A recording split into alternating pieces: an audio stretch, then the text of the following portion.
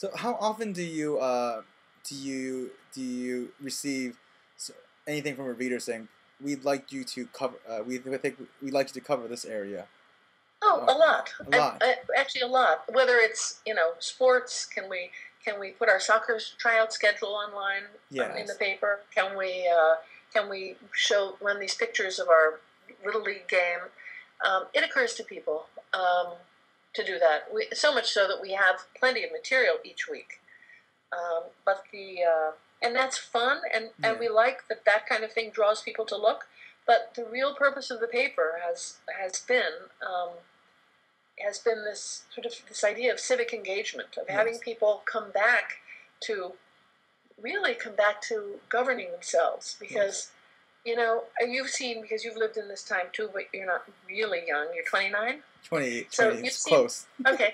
So you've seen how everything's become so specialized that everything's been given over to specialists, including reporters, and there are just so many ways in which things are out of our control and out of our hands at national level, state level, county level, that I think that little hyperlocal sites have the potential to be able to teach people what it feels like to actually govern ourselves again. I don't mean I'm not a Tea Party person. I'm a Democrat. I'm not talking about taxes, but I love taxes. Taxes are great. So I don't mean anything revolutionary tax-wise. I mean that people have been so busy. I mean, it's as though modern life has left very little for us to do ourselves except to buy and shop. And so I like the idea of having people produce. In fact, if we were worse writers, I'd still think it was okay. But we are pretty good. But we're pretty good also. Here was a big revelation to me. When I went to one of my partners, Susie Bender, actually has some journalism experience. She is a great editor. If we and that's the other thing, we wanted to present ourselves like a newspaper, because for people in our age and stage of life in this town, we're grown-ups mainly. Yes. We're here to put children into these schools and get them into college. Mm-hmm. So at our age and stage, we really felt that if we produced something very bloggy, if people felt that they would start on our site and then learn, maybe what we had for breakfast or what we feel about every little thing, that we wouldn't have any return people. We wanted to offer a news source for the things that are important to our life here in town. And not, although we have some funny op-eds sometimes, and we like that kind of thing, we're not an endless sort of blog. We didn't want to give people the feeling that once they started, they would tumble into something that they couldn't find their way out of. Yes. So we make it very clear, it's the newspaper, here are the articles, here are the pictures, click here to see that. But Susie Bender, I did not realize when we began how valuable I would come to realize that writing and journalistic writing would be. I don't think I'd have had a blog. I wasn't interested in telling people what I had for breakfast. Yeah.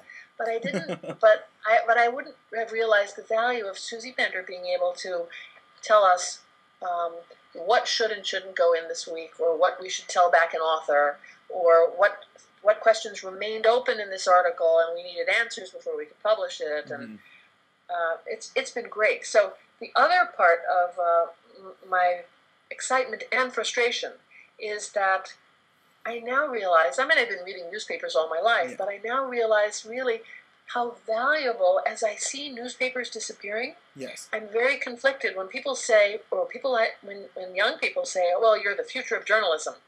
Well, I hope we're not the only future of it, because I think if we lose big papers and big investigative journalism at every level, at national, state, and county levels, then we're going to be in a very bad way.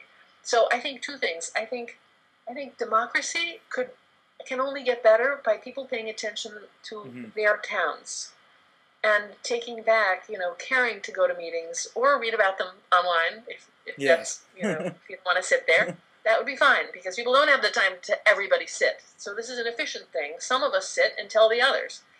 But there really is a way this is a way to work back and get into the habit again of knowing what government could be like, where you know the people who are governing you and you can talk to them and say, why did you decide this? Or I don't think you should have done that. And they have to answer you, and they do. It's a very good practice, rehearsal for what the rest of government maybe used to be like in the very olden days, but could be like again if people begin small like this and say, government can be responsive and we can find stories interesting because we know what the story is, and there are not specialists who are story handlers and are not telling the rest of us. Yes. So you know what I mean? It's a kind of do-it-yourself sort of thing. Yeah. So I want to ask you because, like, when you've talked about that, it feels like your contributors aren't specialized in anything. Maybe the only thing you're specialized in is your community. How do you sort of manage when your newsroom? Like, how do you manage all these things? How do you make those editorial decisions when contributions can come from different places? And when there's trustworthiness of different areas. Yes. Well, fortunately and unfortunately, not that many people do go to those meetings. So there's always the material there for us. Every week there's a meeting. So every week there's something happening that we can tell about. So we certainly have the material. When we began, people said, they said once a month maybe. Do it once a month. Don't commit to once a week. You'll never have the material. But of course, as you know, and it's probably... As reporters, I'm not a journalist, but I now realize that the journalist's life is the same as a writer, a researcher's life. That is to say, you follow a story. In fact, no matter how big or little a story it might be, as you follow and follow and follow, it opens up side stories and front and back stories, and we never, ever, ever run out of material, and I can never imagine anyone running out of material anymore. And we're just a small town. And, well, of course, I don't know if it's at all interesting to you. I don't know. In fact, I don't know why you should find it interesting at all. It's so specific to us, But we don't run out of material. A lot of times, as you must know, one thing leads to another. Yeah. And in finding one story or...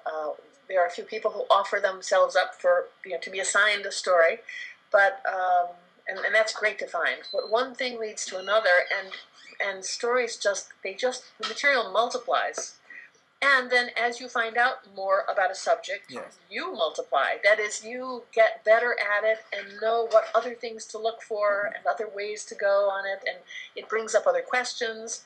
And it's just like very, amazingly, like it runs by itself. I think, which is not to say that it's not a lot of work in organizing it, but we come up with like 22 or 25 stories every week, and we're never scratching around to say, oh, we don't have the 25 yet. What can we do?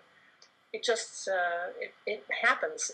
Some things we put off till a better time. We say, you know what? We know you were paying attention to that issue, but it's only been slightly mentioned so far at the board meetings or in our articles. So that's a very good letter you wrote. We're going to hold it because there's a meeting coming up in 3 weeks, and it's going to be talked about, and we'll show you then. But that's just common sense. I suppose that's common sense. Yeah.